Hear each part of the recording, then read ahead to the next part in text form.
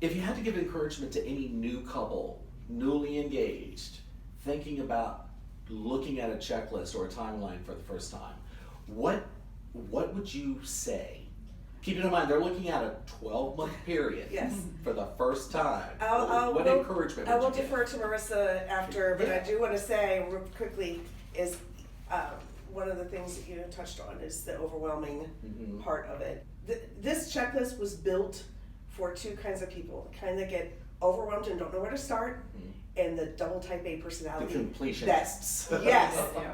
That gets satisfaction off of those checks. So it is meant for everyone. So just take a deep breath. Yeah, take a deep breath. And start one thing at a time, and that's all you can do. Marissa. That's what I was gonna say. It's just you have to do one thing at a time. You can't plan your whole wedding in one day. You can't do it, and you're just gonna be exhausted.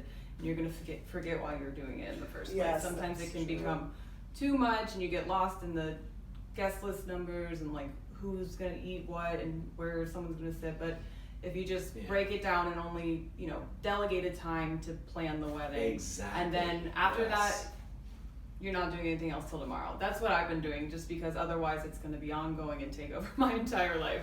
So, would you agree that there is a new normal that you have to sort of pull your car up to when you start planning? Keep in mind too, after the wedding, there's going to be a new normal because guess what? No planning. Right. I know. I've heard that from people too. It's like, normal. You it's spend a new so thing. much I don't know what time, to talk about. and then after the wedding, you're like, you have to decompress. Oh, this is where I like to tell my clients, look, we've become friends over the course of this planning period. Don't throw me to the curb. Let's go out to eat. I want to look at your pictures. I want to see if we can get you published. We have been in the featured before. Yes, you have. Maybe one day we'll be again. Fingers crossed. But so I try to keep it going with them just to kind of break them in a little bit. So one of the things that I offer on the planning side when they come to the Renaissance is not only the before and the during, but a little bit of the after too, because I think that that's a nice little bow on the package of planning that we have. Because it's depressing, probably a little bit for the bride I don't want and people the vendors. walking away after I spend so much time with them. It is heartbreaking. You know, I didn't even think so about that, depressing. actually, Tommy. It is very depressing. I didn't think about that. Because what most people think, I guess the social feeling of it all is, I am a hired person. We get to know each other well, but once their wedding is over and they don't need to rely on me for anything anymore, it's kind of a normal thing to just let that relationship lapse. I'm not for that. I'm not buying Let's stay that. friends. I'll talk to you. I love it. There's a lot to be said about how when you fall in love with somebody and then their day happens. I tell them now, the last time that I know I'm going to lay eyes on them before they express their I do's to each other is, don't forget about me.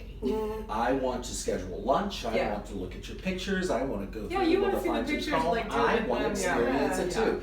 One of the interesting things about our blog is that we went back to one of our clients that had been married for about 3 years now, and we told a whole story, and it's so amazing because I got pictures of them when they were young, pictures of them as they were engaged, pictures of them at their wedding, of course, and their dog is still a big part of their lives. He was in the engagement, the wedding, and now the afterlife of it all.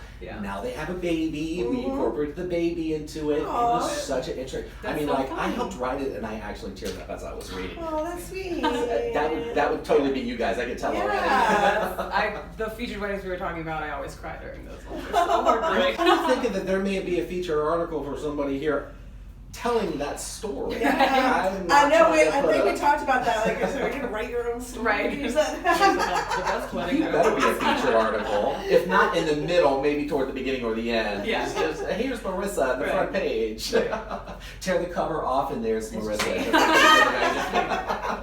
Not saying that I condone the tearing off the cover of the Richmond Weddings magazine. Never do that. Never. We'll know. All right, everybody. Anything else you want to add about the magazine that might be a fun little anecdote or anything? So for the checklist, if you want to defer back to that again, because it is such an important part of this magazine, because our magazine is broken down by category, it makes the checklist very easy to follow. What she means is she's got a separate category for venues, a separate category for invitations, a separate category for for transportation, et cetera, et cetera, et cetera. Yes, so that does make the checklist easy to follow. So you can always defer back to the section, get ideas from vendors, read the articles, which I know you're all doing over and over again because they're so good. Especially the ones written by, especially the ones written by, the Renaissance, Tommy Waters and the team. Emily got published. Yeah, Emily, who is typically with me, could not make it today, and I hope there's not a boycott on our YouTube channel because Emily's not here. No, that's why she's here in spirit. And very much so. We love you, Emily. Stay tuned for the next issue for some Emily writings as well. So, yeah. Awesome. Love to hear that. All right, everybody. So, any closing remarks for you? I would say read the articles. I think in this day and age, it's really easy to get kind of caught up in the Pinterest where you only see pictures and you don't really get advice from anything else. Our vendors, the articles are based only in wedding education, so they're just trying to help you have the best and easiest day. And I like reading articles. It's kind of nice to just hear it from a professional, especially if you're on the fence about something. I'm so getting what you're saying too, because if you ask, let's say one of our favorite people who does stationery, you know who I'm talking about. We love you if you're watching. You know who you are. When that specific person will write an article on about when to attack, when to create your invitations, there is no better instruction than coming from somebody that actually does it for a living. Absolutely. Same thing with the venue, same thing with planning. So having your vendors actually write articles right now to me is like another experience that I just never considered. The content in our magazine is all the best wedding content of any magazine ever. Agree. I might be biased, I'm just saying. Well, of course you are, but I agree. When you pick up wedding magazines and then pick up Richmond Weddings, and it's all local. Read the it's content. All Central Virginia. It's local and it's relevant. Yeah. And it's updated. So just like God, I love it even more now. Tommy, have you read any other articles other than your own? Of course. How good are they? Of course, they're really, really good. And just so you know, I'm telling the truth. I did read one of the articles for another one of your venues about how easy it is to lose track. I can't remember what it's a little older. That's I actually I didn't cut it out of the magazine, but somehow it ended up in my drawer in a little book. So maybe I did cut it out. I'm so sorry. Because it was so good. It was so good. No, oh, that's I actually have favorites that I will trim out because there are little nuggets that I think of just glory information that I never want to forget. Yeah. And it was from one of my competitors. But I don't look at any other venue as a competitor because I get along with most of the venues in there. Everybody works together. It's like friendly competition, I guess, if we had to put a title to it. Yeah.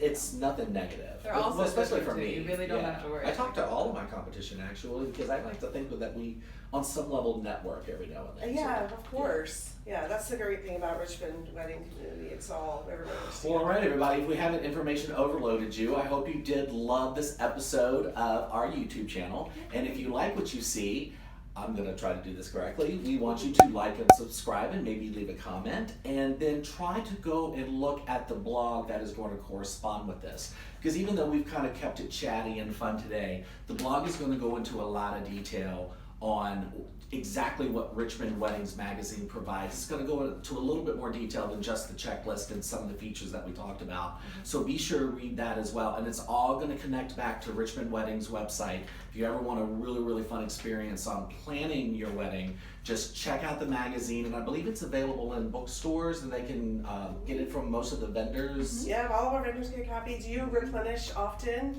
You can order it on the website. Yeah. I'm going to actually get a box maybe today before I leave. Yeah, feel free. So, take a box. Because I need them. Yeah, of course. So everybody, again, thank you so much for watching. And again, thanks so much to Amy and Marissa with Richmond Weddings. This has been a real treat. I hope you enjoyed it. Yeah. All right, until next time, guys. And we'll see you next time.